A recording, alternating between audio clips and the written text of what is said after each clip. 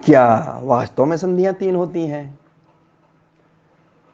आइए हम अपने इस वीडियो में जानेंगे कि संधियां तीन ही होती हैं या उससे अधिक। तो नमस्कार मित्रों, आप सभी का एक बार पुनः अभिनंदन है। आज आप लोगों को बताऊंगा कि संधि क्या होती है और संधि के कितने भेद होते हैं। सबसे पहले मैं बता दूं आपको कि आप अगर किसी भी प्रतियोगी परीक्षा की तैयारी कर रहे हैं तो संधियों से संबंधित प्रश्न अवश्य ही पूछे जाते हैं और आपका यहाँ मैं ज्ञान अत्यंत स्पष्ट कर दूंगा कि संधियों के विषय में किसी भी प्रकार का आपको कोई संशय नहीं रह जाएगा। तो हम शुरू करते हैं। संधि दो वर्णों के मेल को कहते हैं। संधि का अर्थ होता है योग या संधि का अर्थ होता है जोड़।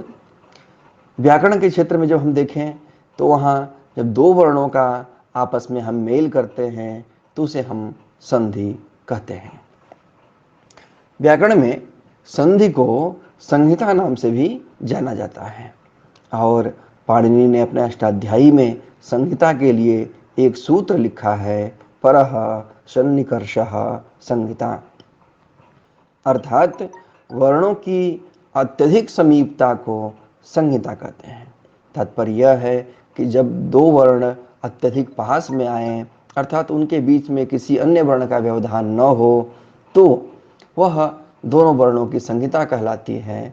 और जब दोनों वर्ण इस तरह से पास में आते हैं तो उनमें किसी न किसी प्रकार का विकार उत्पन्न होता है, वह विकार ही संधि कहा जाता है।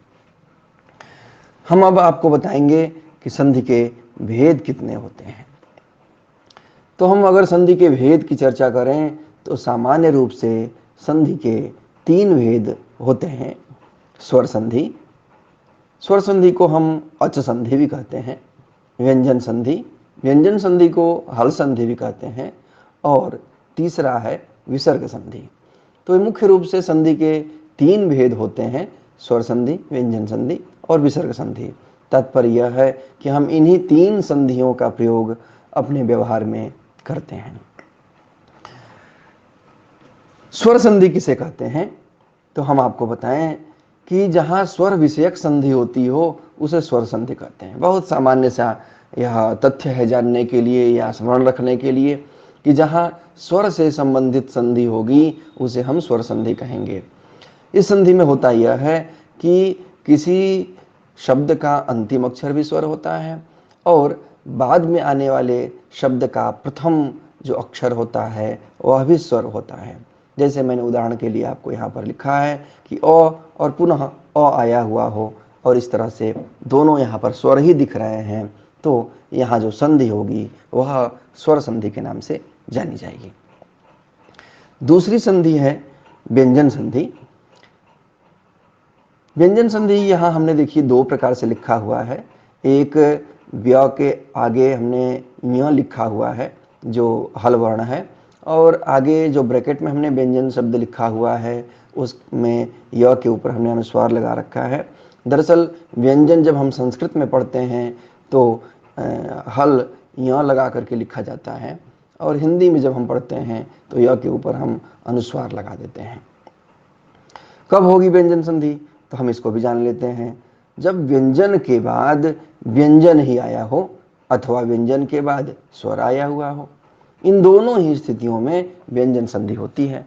जैसा कि अभी मैंने बताया कि जहाँ स्वर से संबंधित संधि होती है उसे स्वर संधि, तो ठीक उसी प्रकार से यहाँ भी जो व्यंजन से संबंधित संधि होगी उसे हम व्यंजन संधि कहेंगे।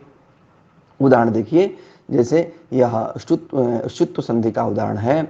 यहाँ पहले दंत्य स है और उसके बाद तालव्य स है, दोनों में मेल होता है और यहाँ किसी एक अक्षर में परिवर्तन हो जाता है और यहाँ पर व्यंजन संधि हो जाती है। दूसरा उदाहरण है, देखिए पहला अक्षर यहाँ पर क है और उसके बाद स्वर व्यंजन स्वर वर्ण आ गया है तो यहाँ पर इस प्रकार से भी संधि होती है। जो तीसरी संधि है वह है विसर्ग संधि। विसर्ग संधि जहाँ विसर्ग से संबंधित संधि होती है उसे विसर्ग संधि कहेंगे। इसमें स्थिति ये बनती है कि पूर्व में विसर्ग होगा या विसर्ग का रूप स होगा और उसके बाद व्यंजन वर्ण होगा अथवा स्वर वर्ण होगा। तात्पर्य यह है कि अगर विसर्ग अथवा स के बाद व्यंजन अथवा स्वर वर्ण आया हुआ हो तो वहाँ हम विसर्ग संधि कहते हैं या विसर्ग संधि करते हैं। अब देखिए यहाँ दंत स हल वर्ण है और आगे उसके व्यंजन वर्ण तो आया हुआ है, यहाँ पर विसर्ग संधि होगी। और निह धन उपाय यहाँ विसर्ग है और विसर्ग के बाद स्वर वर्ण आया हुआ है, तो यहाँ विसर्ग के बाद स्वर वर्ण आया हुआ है, यहाँ भी विसर्ग संधि होगी। अब एक मैंने आपसे चर्चा की थी कि क्या वास्तव में संधियाँ 3 ही होती हैं, तो यहाँ मैं स्पष्ट कर देना चाहता हूँ आपको कि व्याकरण के प्रौढ़ ग्रंथों में 5 संधियों की चर्चा प्राप्त होती है। यद्यपि व्यवहार में यह प्रयुक्त नहीं होता है, फिर भी हमें यह ज्ञान रखना चाहिए कि 5 संधियों की चर्चा प्रौढ़ ग्रंथों में व्याकरण के की गई है और उनके नाम हैं स्वर संधि, व्यंजन संधि, विसर्ग संधि, प्रकृति भाव संधि, स्वादि संधि। जो 3 संधियां हम पढ़ते हैं, स्वर संधि, व्यंजन संधि और विसर्ग संधि, प्रकृति भाव संधि का अंतर्भाव व्यंजन संधि के अंतर्गत हो जाता है और स्वादि संधि का अंतर्भाव विसर्ग संधि के अंतर्गत हो जाता है। इस तरह से 3 ही संधियां होती हैं, स्वर संधि, व्यंजन संधि और विसर्ग संधि। इसी का हम व्यवहार भी करते हैं। अब एक मैं प्रश्न आपके समक्ष उपस्थित करता हूं कि संधि शब्द में कौन सी संधि होती है। हमने संधियां तो बहुत पढ़ी और संधियों के भेद भी पढ़ेंगे आगे चल करके, लेकिन पहले हम जान लें कि संधि शब्द में भी क्या कोई संधि होती है। तो आप देखें, सम धन धी इसका विच्छेद होता है। सम उपसर्ग है यहाँ पर और उपसर्ग में मौ जो है यहाँ देखिए हल वर्ण है और उसके बाद पुनः हल वर्ण आया हुआ है। और अभी मैंने आपको पूर्व में बताया कि हल वर्ण अर्थात व्यंजन वर्ण के साथ अगर व्यंजन वर्ण आया हुआ हो तो उसे हम व्यंजन संधि कहते हैं। तो सम धन धी में व्यंजन संधि होगी। और अगर हम संस्कृत की दृष्टि से देखें तो यहाँ पर सवर्ण संधि होगी। उसके लिए सूत्र होता है अनुस्वारस्य यई पर सवर्णः। धन्यवाद, नमस्कार।